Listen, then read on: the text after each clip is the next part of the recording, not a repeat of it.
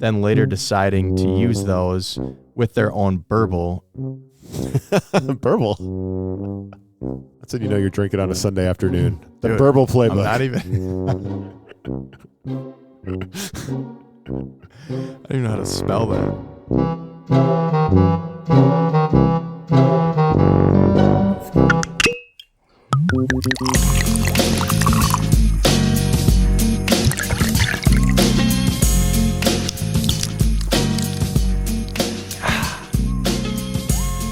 Yo, yo, yo, and a very warm welcome into the show. I'm Ryan O'Leary. And I'm Mike Zika.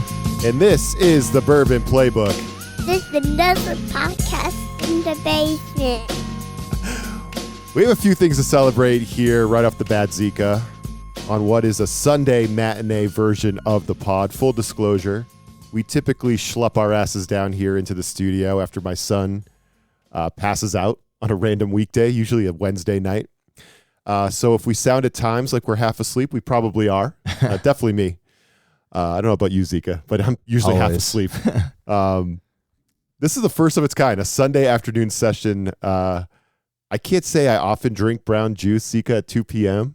You know, that's a little early for me. It's like, boy, that's a decision, right? If I'm drinking brown juice at 2 p.m., even on a weekend, I'm setting myself up for an adventure for the rest of the day at my age. What about you? Is that fair to say? Yeah, fair to say. And even unless it's game day, right? You know, there you go. Vikes. Yeah. So you would drink a glass of brown juice with the Vikes, maybe if they're down by 20 points to the Los Angeles Rams in the playoffs first half. First off, that won't happen anytime in the next, 6 to 8 years with JJ under center there. But honestly, love to start a Vikes game off, couple light beers, a couple Millers, Same. and then cash in maybe a Manhattan. Yeah. At halftime, and then maybe one at the end. What, are you drunk, Mr. Hurley? Well, I had a few Chardonnays. What of it? Get off the stand, please. You got it. But typically, ideally, that's a night game, yeah. Right? You never know. Like adventure-wise, that's a slippery slope, and AKA you ain't doing shit the rest of the day. Let's be honest. My rule's usually like around 7 p.m. That it's okay if I'm like busting out a Glencairn in a neat pour, like. It's probably after 7 p.m. Right. Maybe after my kid goes to bed too. But 2 p.m., this is going to be new for us. So we'll see what happens. We'll report back. We'll report back. Pray for us. But yeah, hopefully we're a little more fresh and a little more awake here on our Sunday afternoon episode. It is episode 20 of the pod. So that's a milestone in itself, Zika, right? So congrats to you. You keep showing up. So I appreciate you for that. Likewise. You keep coming across the street, coming into the basement. But also our friends, our family. We've got some extended family now from outside of Minneapolis that have been joining us each week on the pod as well. We see you as well. So we just appreciate you guys for joining us every single week. We're not setting any box office records here or anything, but I would say we do have the luxury of what's been a pretty loyal fan base. The Bourbon Playbook has officially surpassed 1,000 total downloads. Hell yes. As awesome, well. Man. That Cheers. just happened. Yeah, that just happened within the past week as well. Just wanted to share that with the folks. Look out, world. Here comes the Bourbon Playbook. We're coming for you. We're coming for you, Joe Rogan. Look out. Here comes the playbook. Right? There's no stopping us now. Take a seat, Joey. Yeah, Joe's in trouble. But this is all, of course, a testament to those who poured out with us each and every week, right? So with all seriousness, sincerity, thank you for joining us on the pod. Your support means everything. It is a labor of love, but the love that we've gotten from the listeners and our extended family and our friends and family so far has been well worth it. We're going to continue pushing forward. So I just want to say that to start off the pod. Kind of cool. Episode 20. We're still doing this thing. We're still having fun. We're still kind of trying to gain traction, keep it going. And that's the plan. Anything to add, brother? No, we're just super stoked to have you guys join along in the journey. It's only the beginning, and hopefully we can continue this fun banter and maybe teach you a thing or two and pour out a couple of drinks and make some good conversations along the way. Yeah, I'm wondering if there might be some savants in training like myself that are listening to the pod and trying to learn. Come a long way. Yeah. You've come a long way, man. I'm not gonna lie. I mean, I sip neat bourbon all the time now, like a badass, right? So I'm infinitely more manly. I'm gonna lose a few points when I get to my pour of the week, but we'll get to that here in a minute. First, speaking of love from the listeners, Zika, you've got mail. Awesome. So, love it. What a great throwback clip. So question of the week today, it's from Austin Kessler. So AK says, Do you know AK? I do. He's a coworker Okay. of mine. Love it. Yep. What's up, Austin? He asks, give me your top bourbons to have in my personal liquor cabinet at all times. Something that you can find in most stores in the Twin Cities area and less than $100. I'd say this is a question that everybody has on their mind. The tough thing is it depends on where you're at in your bourbon journey, right? So like, for instance, if you came into the pub and you're like, give me your top 5 beers. Naturally, as a recruiter or just anybody in general in sales, you're going to ask, well, what kind of beer do you drink? Yep. Right? Yep. So there's a lot more that I'd like to dissect within this question. You know, again, going back to the pub analogy, you know, do you prefer stouts? Do you prefer, you know, porters, dark beers? Do you prefer IPAs? Do you want light beer? Like the list goes on, right? So kind of the same concept here, right? Depending on your palate. But for me, I kind of labeled kind of my top bourbons that, again, you can find locally here less than $100. So to kind of kick things off, the bourbons to keep in your cabinet, Twin Cities edition, we can call it. First and foremost, actually had one of these last night, Woodford Reserve Double Oaked. So I believe that was in a budget blend. In previous episodes, Mm-hmm. we actually covered it in episode 6. But I think this one's just fantastic. It's a smooth, rich pour that's also, you know, drinkable, right? Neat.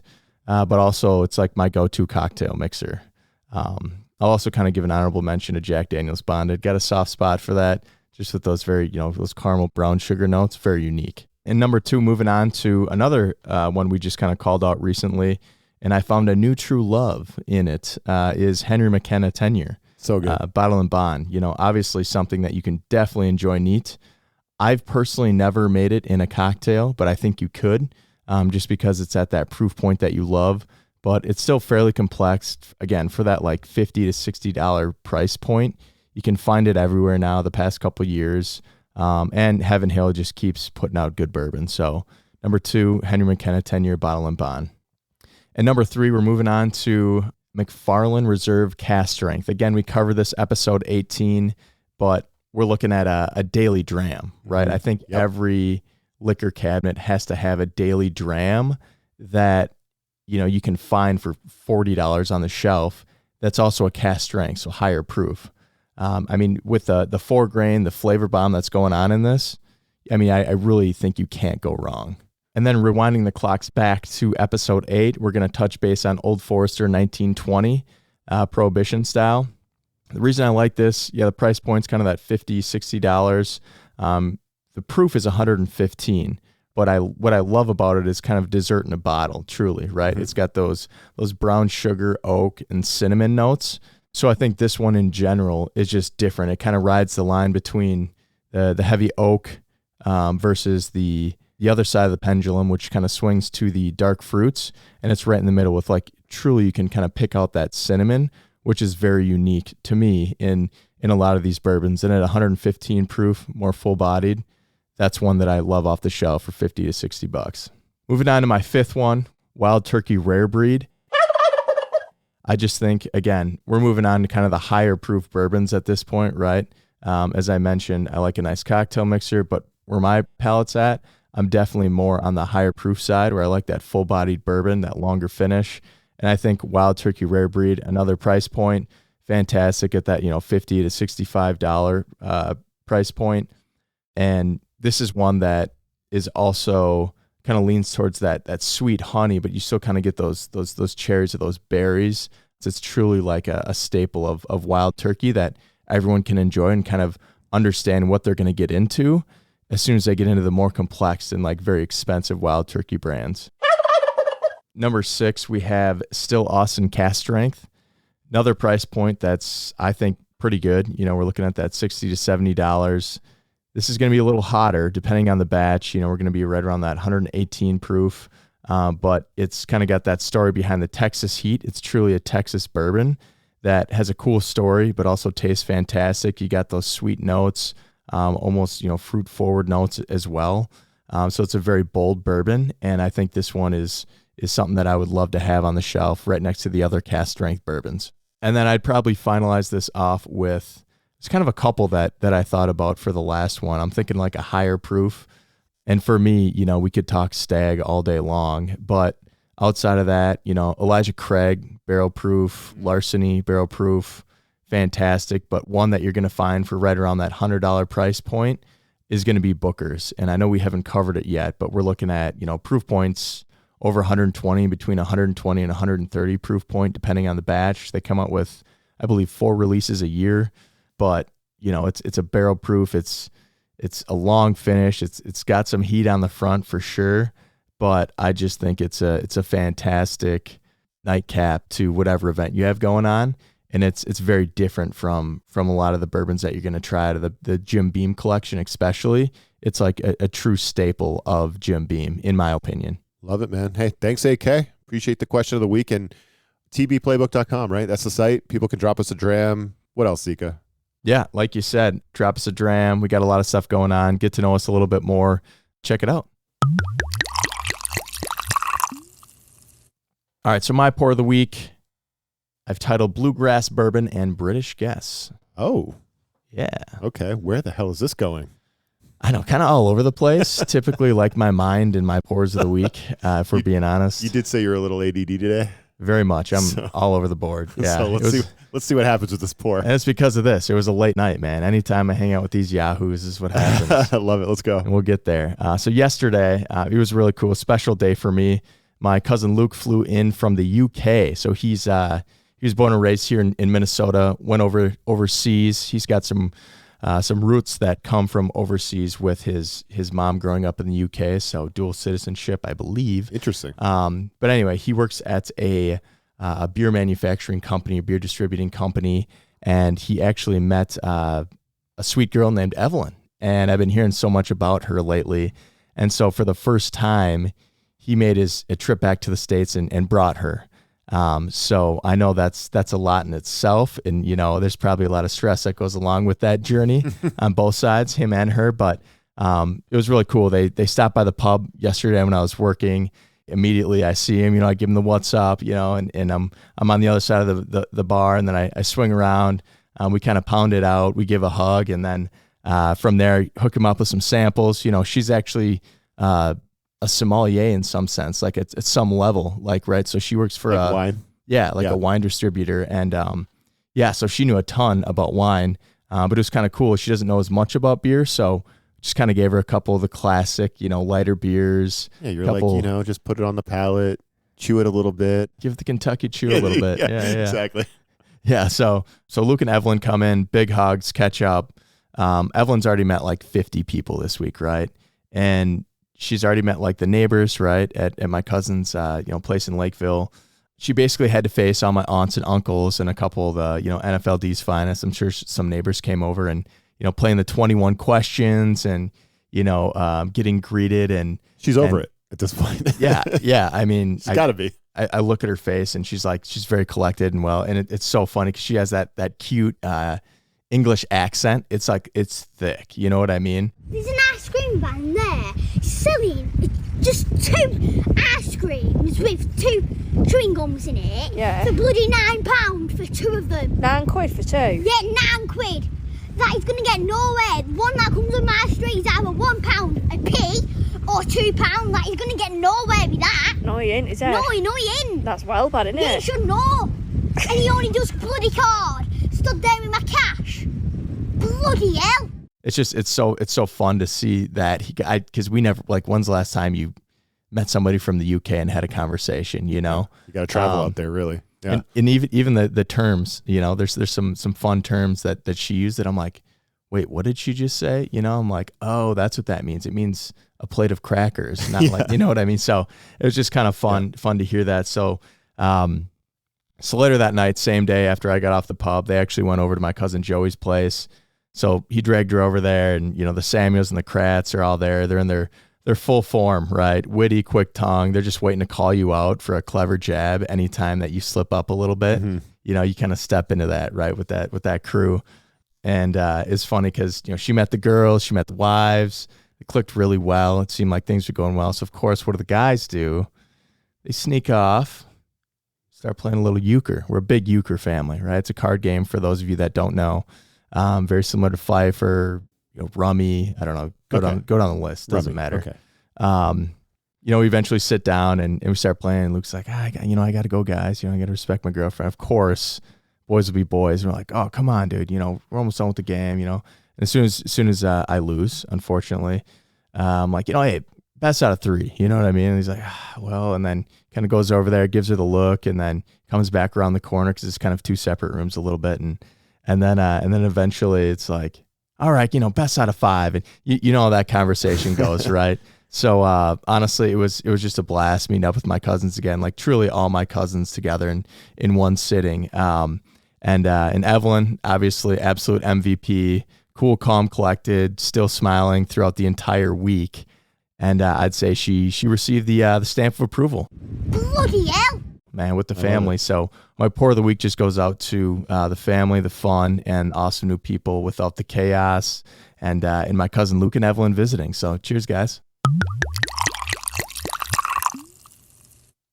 All right. What made me need some brown juice this week, Zika?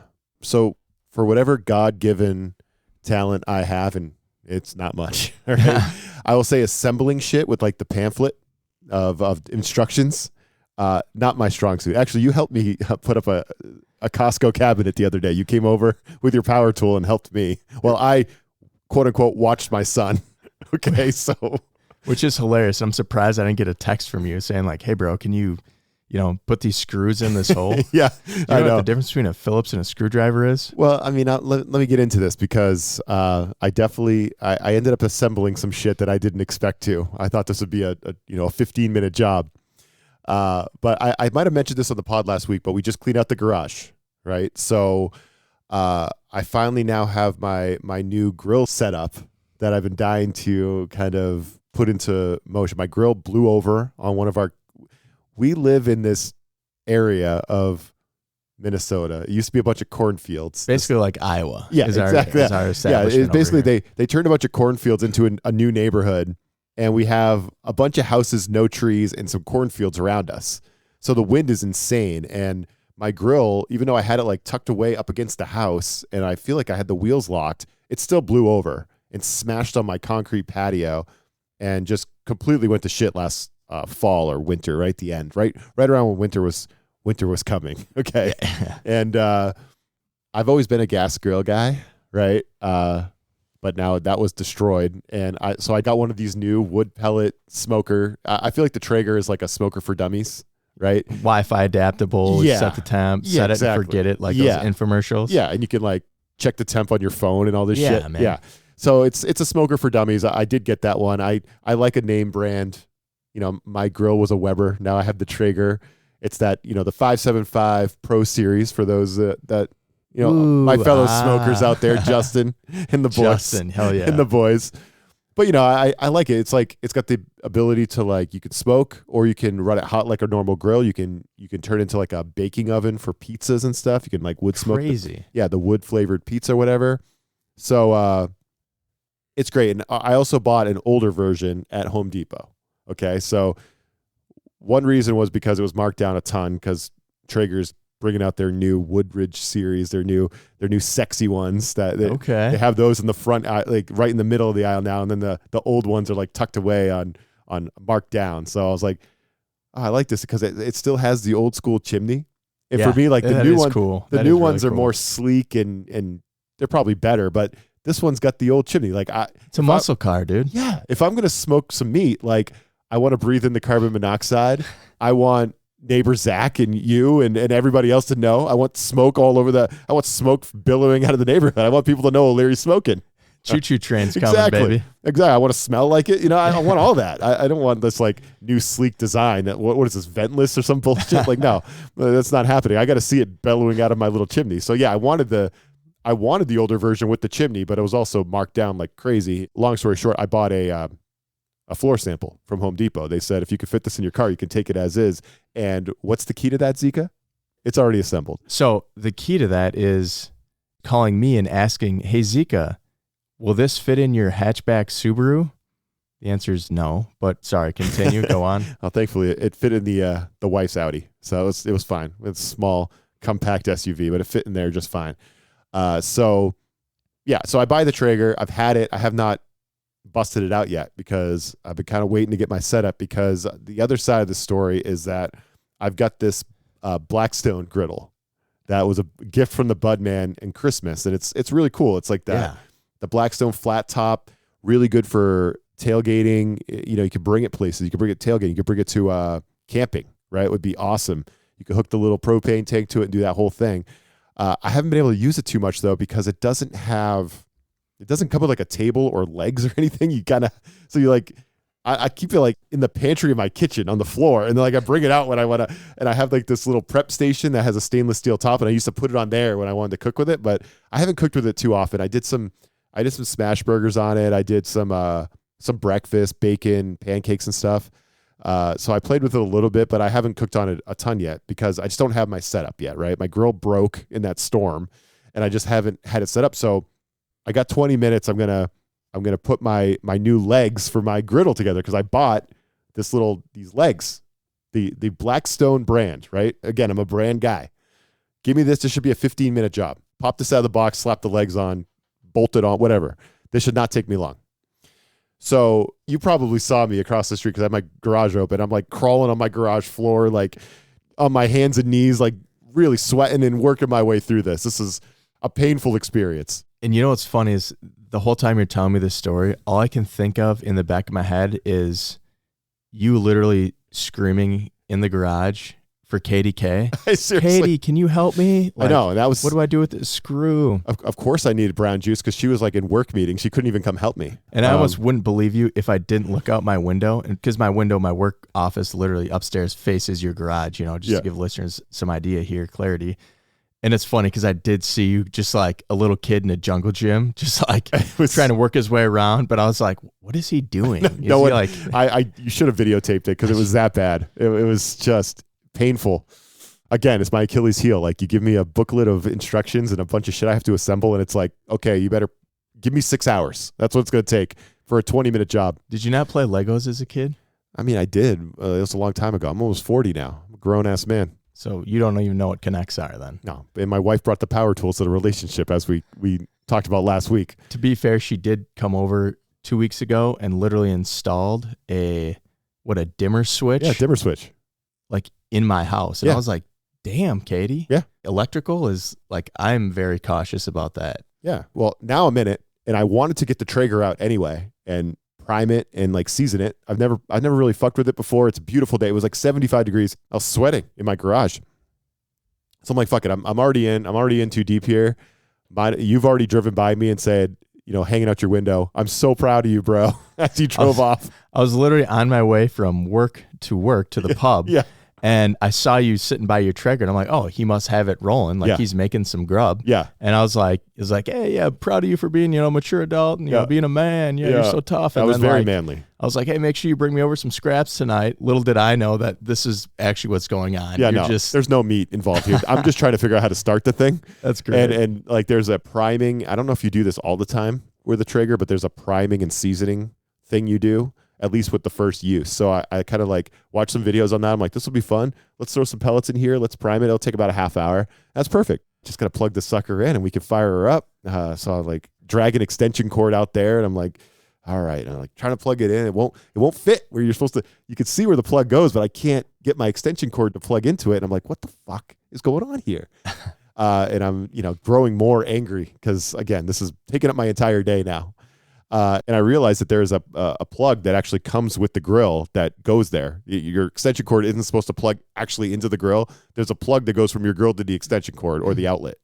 And that plug was not included with this fucking floor sample from Home Depot. Oh, no. Because it was sitting in the middle of a floor somewhere, and they didn't need a plug. Yep. And it probably got lost or was out in the back. Or it just wasn't with the grill when I took it home. The dude gave me a great deal. He actually knocked extra money off. So I'm like, I'm not going to go back there and yell at people, but I wanted to at this point in the day. But basically I had to wheel the grill back in, call it off, order a new freaking plug on Amazon, which has not arrived yet. So I still haven't gotten to play with the smoker yet. Doesn't matter. It's freaking ice storming anyway this weekend after a 75-degree day.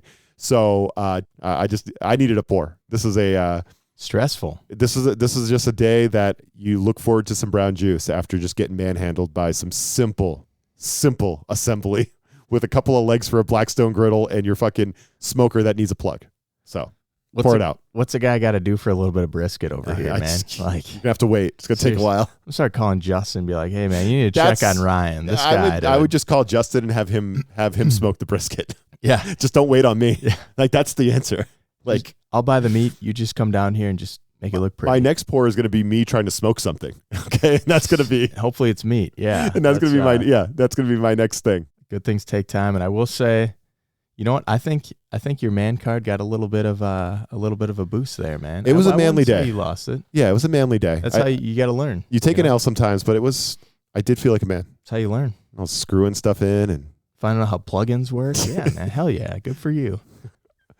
very manly pour of the week for me, but again, an L. So I needed the brown juice. Awesome. Cheers, brother. Yeah, cheers to you.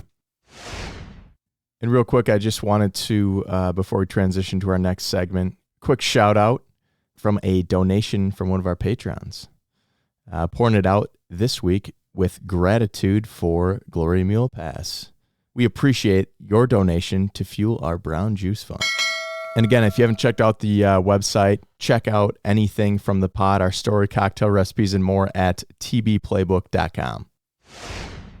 All right, Zika, you pulled out a special bottle for episode 20. I could tell. It's literally got dragon scales on the side. It's a very dope bottle. It's got a cool name. I know it's got a really cool backstory. You told me a little bit about it, but I'm going in blind for the most part on the story as well. What you got for us? Bourbon of the week.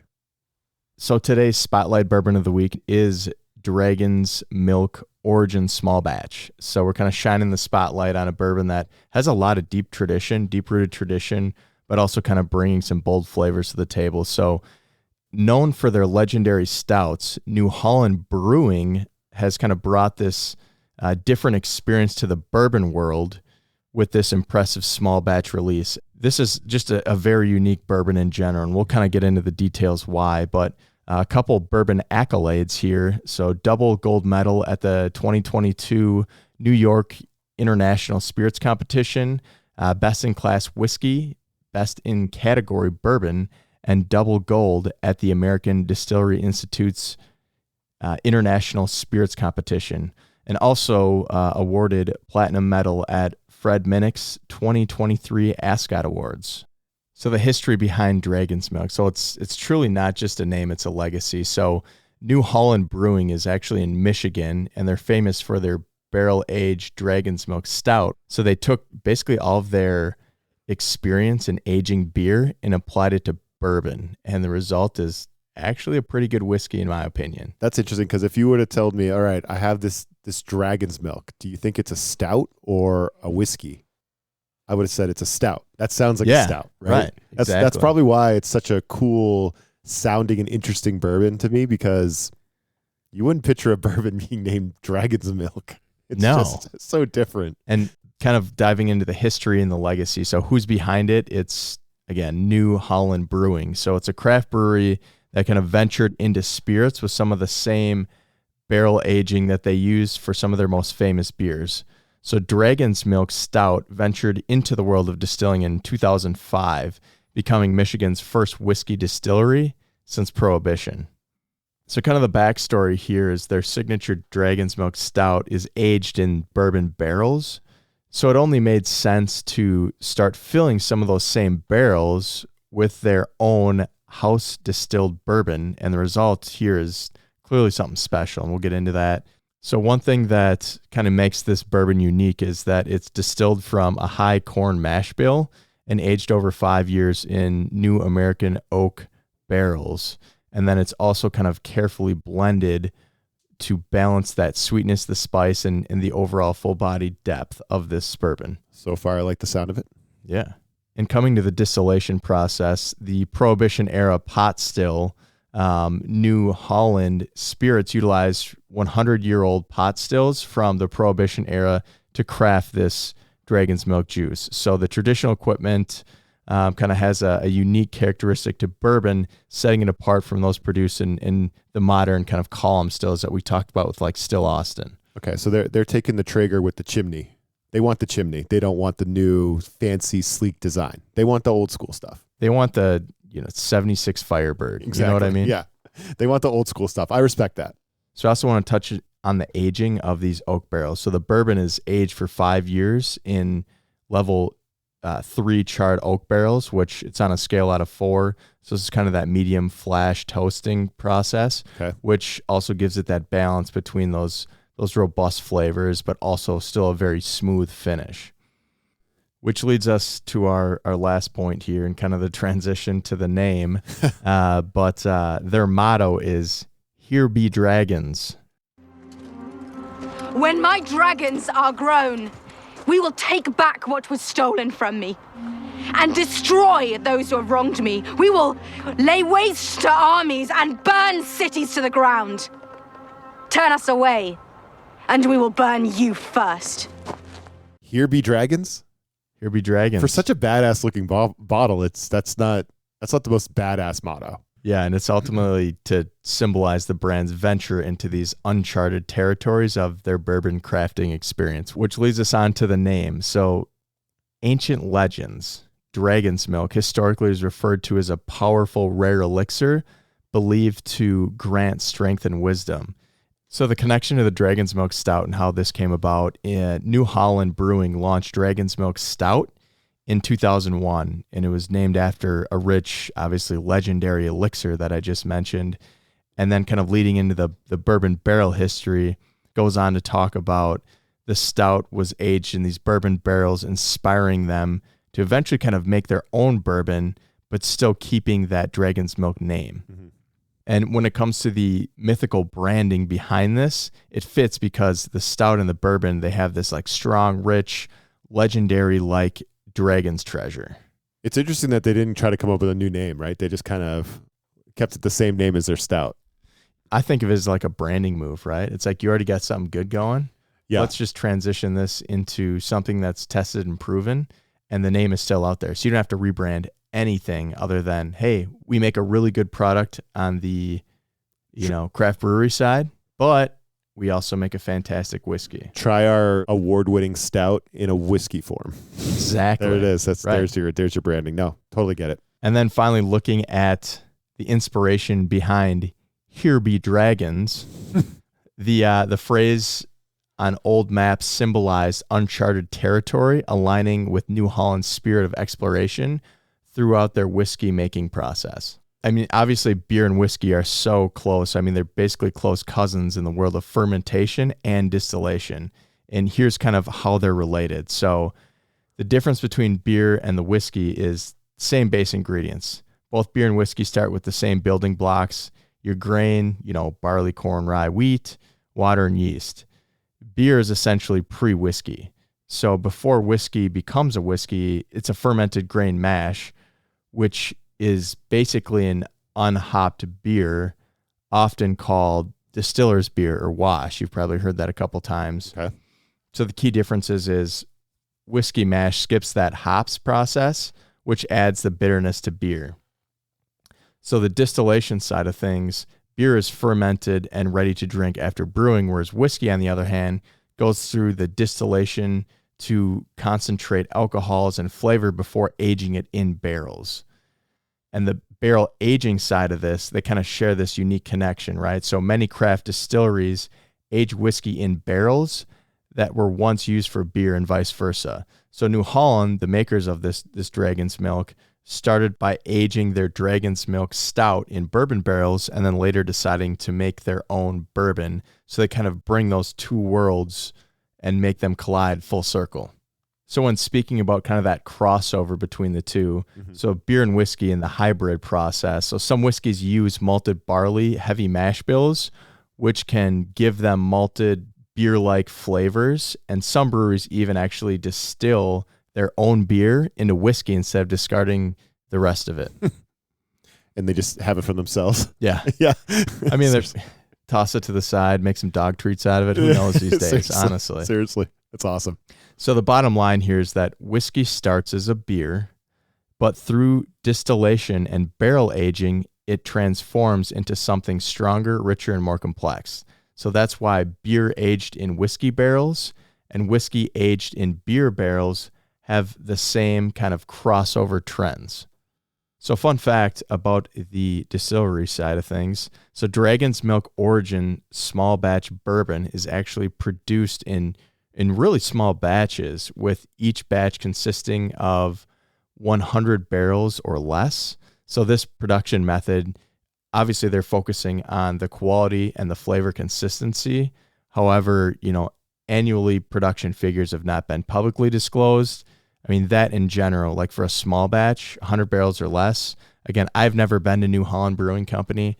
I don't know how big it is, but I mean, that's a small amount. If we're talking, roughly about 250 to 300, 7.5 bottles, especially this has been aged for about 5 years, do the math. What is that? Like 25,000 bottles per year that is produced by New Holland's Artisan Spirits.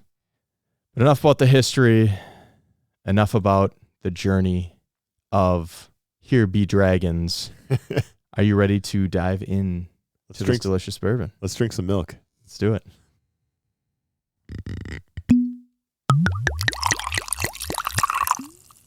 Super sweet on the nose. Super inviting. The Dragon's Milk. It invites you to take a sip. It really does. So they talk about like stone fruits. So like, what are stone fruits? And I truly feel it's something where if you kind of just hold it over your nose, you're going to get a little bit of it. But if you really drive your nose down in the Glencairn, you're going to get a lot of that sweet fruit, that apricot, that honey, that oak. I mean, it smells very complex for a 95 proof. Yeah. On the nose. And maybe that's why, because I don't know what an apricot smells like. Maybe that's what I'm getting. I was wondering if that was butterscotch at first. Like, there is something different on the nose, but it's not uninviting. It's something that I want to dive into. I think you're smelling a lot of that honey. The pear too. You said pear? So basically, it does smell like a pear. It does smell like pears. It's good, man. That's really nice on the nose. Here be the dragon. Moment of truth. Let's do it. Whew, right off the Kentucky Chew. That's a spicy meatball. Spicier than I was expecting for a 90 proof, right? What is it? 91? 95. Okay, little spicy right off the front, right? But then it's definitely a long finish. It's still on my tongue right now. So yeah. I definitely love this bourbon because honey on the front of the tongue, and then I get a little bit of spice, just a little bit. But what I love is that stone fruit, the pear and apricot, overpowering that on the mid of my tongue throughout the finish, and then it lingers. That like truly like that apricot pear taste, and it's so sweet on the tongue. This bourbon's awesome. I really like this. The Dragon's Milk. I'm here for you. I'm here for it.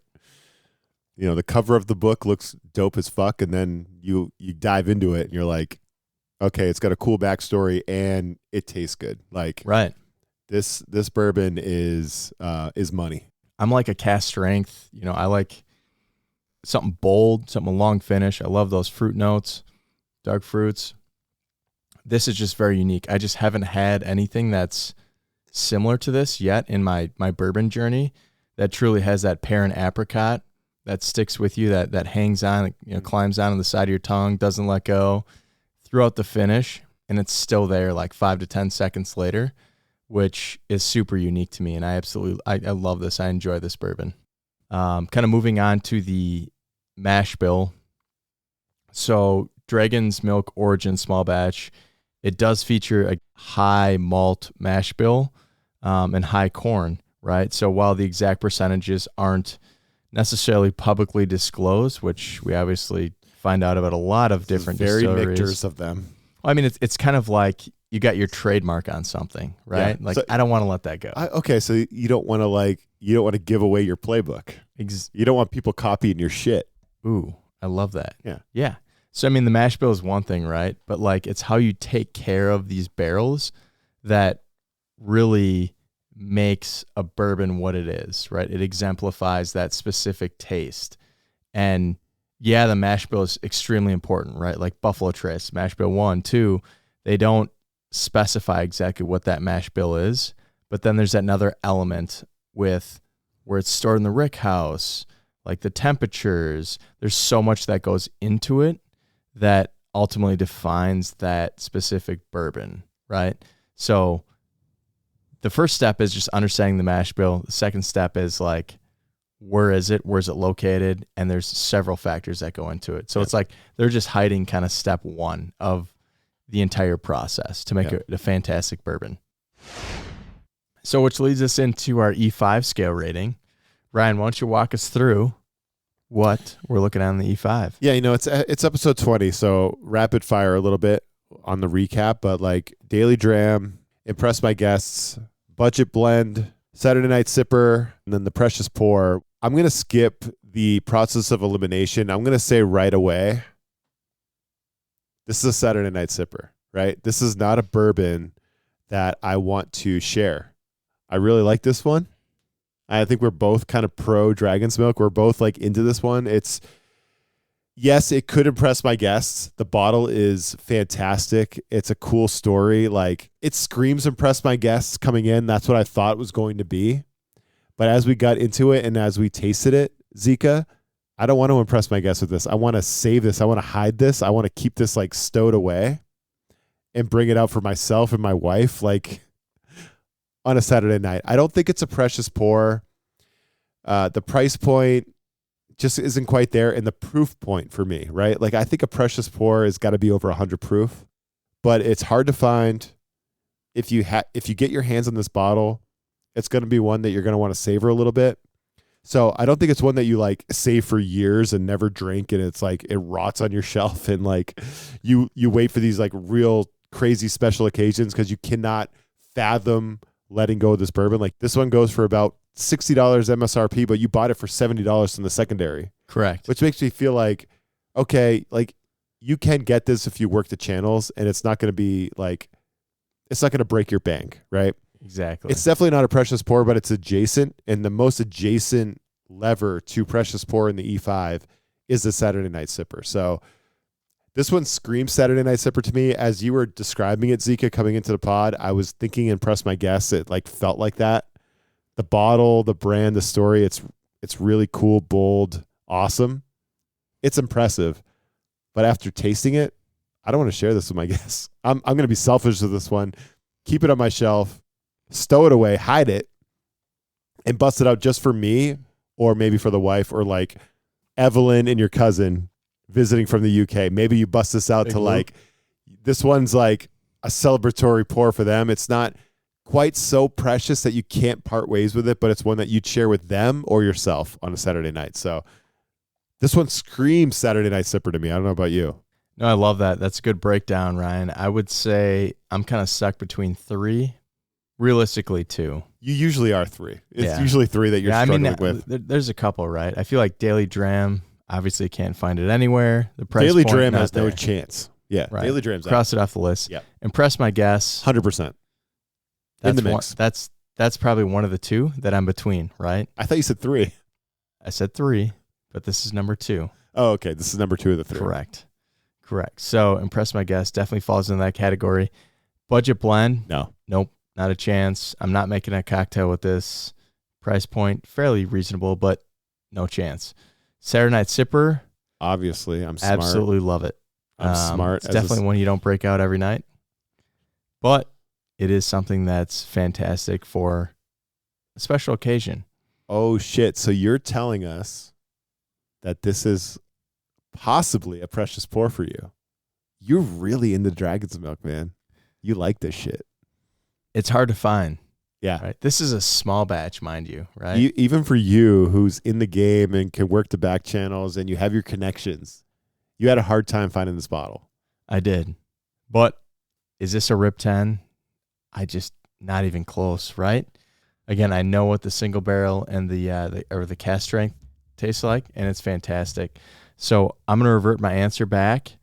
I'm going to cancel out the impress my guests. I do think this would impress my guests for sure. It would. The bottle, it's sleek, it's cool, it's unique. The story, very unique. A lot of people have heard of the brewery itself, New Holland. Yeah. Yeah, I've had a stout from there. Excellent. But I'm going to move on, fast forward to Saturday Night Sipper. This is something that's unique that I can enjoy myself. Again, I tuck it back into the cabinet, break it out when I'm just kicking it. Got some free time for myself. It's been a long week. This is the bottle I think of. Yeah. Too hard to find to share with all your friends, right? Exactly. It's a great bourbon, man. So my final answer is definitely Saturday Night Sipper. Yeah, it's obvious, right? Yeah. There's 2 qualifications for me that's really hard to put it into Saturday Night Sipper. And number 1, it's being a small batch, right? Something that's diluted, as I mentioned earlier, and it's, comprised of several different barrels, hundreds of barrels, whatever it may be, whatever the head distiller wants it to be, into this specific batch. And the second piece is the price point. Like when I think of a Saturday Night Sipper, I think of at least over $100, right?